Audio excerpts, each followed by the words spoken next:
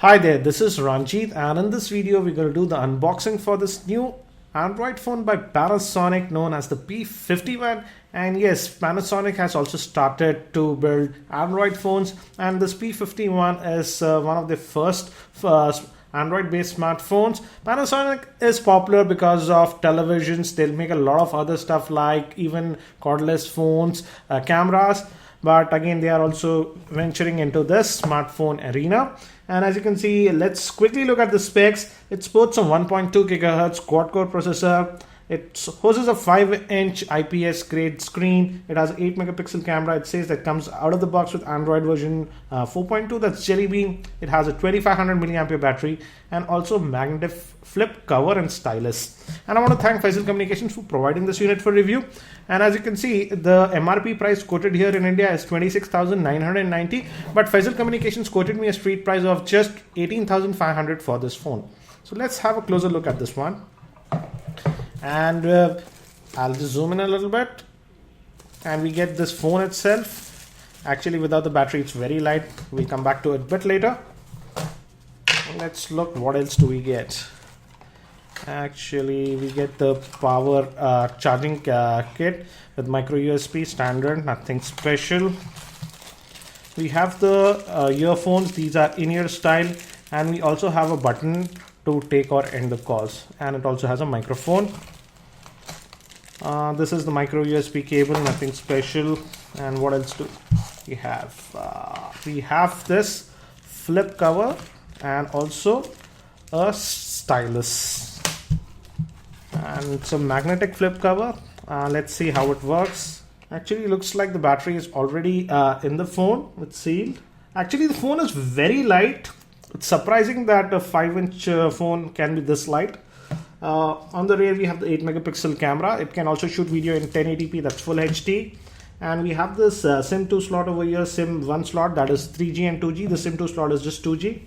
And we have flaps here. You can open this and put in the SIM card. And here you go. You can add both your SIMs here. So this will close. And on the bottom, we have a huge opening for the speakerphone. Micro SD card slot is over here. Again, it's a flap. We have the volume rocker. And moving towards the front, we have the 5-inch screen. The front-facing camera is a 1.3 megapixel that can shoot video up to 720p. We have array of sensors and actually nothing else. It's just a 5-inch screen. No physical buttons. On this end, we have the micro USB slot. On the bottom, we just have the microphone. Over this end, as I told you, we have the volume rocker. And on the top, actually, we have the power button and the 3.5mm headphone jack. So let's try to power on this device. And yes, as you can see, it was powered on, and the screen looks really good. It's an IPS grade screen, and we have to set it up. I'll just quickly do this and be back. And it's almost done now. Looks like stock Android. And I have to say again, the phone is very light. I was surprised that initially when I picked it up, I thought the battery is not there, but the battery is built in and it's there. And let's look at the settings. Again, it looks actually kind of stock experience. We have the brightness toggle, and we also have the auto setting here. We have to use these 2-finger swipe. Brightness, again, as you can see, we can set it to auto also, like this. Let's also look at the Android version that comes with this one. Let's go to the settings, and let's go to about the phone. And as you can see, the firmware version is 4.2.1. That's Jelly Bean. Let me show you the same. As you can see, 4.2.1 Jelly Bean. So it's nice that it comes with Jelly Bean. And let's also look at the storage. We did not add any micro SD card. So let's look at the storage. And as you can see, the available space is just around 1.86 GB out of the 2 GB. So again, not a lot of internal storage, which is kind of surprising. And I would suggest these manufacturers to give a lot more internal storage, because these days, if you play a lot of heavy games and stuff like that, it can be a limiting factor. But you can add a micro SD card to expand the storage. Let's also look at the display options that it provides. Standard display options, nothing special. And let me quickly connect to my Wi-Fi network and I'll be back. and now it's connected to my Wi-Fi network. Again, can't get over the fact that the phone is so light. It looks very stock, what do you say, Google Android experience, but again the icons as you see are not stock, so there is a little bit of customization. Before we proceed, let's look at the app tray. This is the app tray, and we have Adobe Reader pre-installed, Economic Times application, cam scanners. So Panasonic has installed a lot of third-party apps. Kingston Office also was pre-installed. We have radio. So again, a bunch of apps that are already pre-installed on this one. And as we are connected, let's just fire up the default web browser. This is the first time we are using it. Let's go to our website, that's tech2buzz.com. Again, as you can see, the keyboard, it's a bit easy to type because it's pretty wide. And the phone feels comfortable. Let's just go to our website, tech2buzz.com. Oops, yeah. Again, if you notice, it loads it actually very quickly. Again, the navigation buttons, that's the back, home, and the multitasking tray are part of the display like Nexus phones. Yeah, initially the pinch to zoom looks smooth. Let's open up this story because we have a YouTube video that's embedded. The good thing is that the phone houses 1 gig of RAM and it's a quad core processor, so it feels a bit snappy.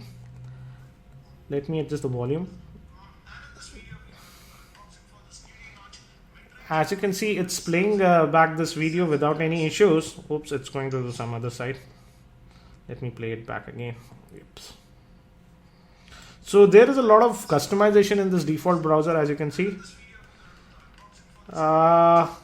It's playing it fine, but I have to say the speaker, though it's a big opening here, it's very weak actually. I was hardly able to hear anything. It's actually very low. I'll test it a lot more in my full review. But pinch to zoom and the screen quality looks very good. Actually, just look at the viewing angles. Even at extreme viewing angles, it's very good. So let's get out of this web browser, and this is the multitasking tray. Let's swipe away the application and let's see if Google Now is there. Yes, Google Now is there, and I did not set it up. Let's see if it will work. Who's the President of United States? So as you can see, that works. And let's also quickly look at the camera, 8 megapixel camera that we have with this one. What's this? It's showing the initial help. You can adjust the settings over here. Okay, let's get out of that. I'm not interested. Wow, zoom. Oh, okay, zoom in, zoom out. I'm fine. Let me take the photographs. We have the tap to zoom. Let's also take some text because we know that.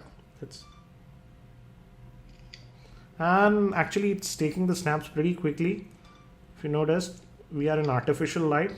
So let's look at those 2 snaps that we took. Initial impressions are nice, very less noise or pixelation, as you can see. But I'll be testing the camera a lot more. And let's also look at this magnetic cover that and as you can see, I got an error. Unfortunately, the launcher has stopped. Let me get out. Okay, let's look at this magnetic cover that Panasonic is saying. Let's see how it works. I think so it should latch on here. Yeah, automatically it latches here. And this is how it looks. Let's see. Yeah. Actually, it's not covering it entirely. As you can see, there is a little bit of opening over here, and it is attached automatically like this. Let me try it again.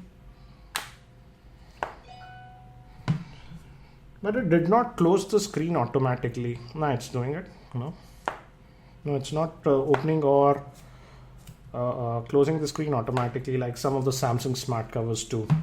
So that's it for now for this quick unboxing and overview of this Panasonic smartphone P51. I'll be doing a full in-depth review for this phone, so if you aren't subscribed to my channel, subscribe to the same. Thank you. This is Ranjit and I hope to see you in my next video.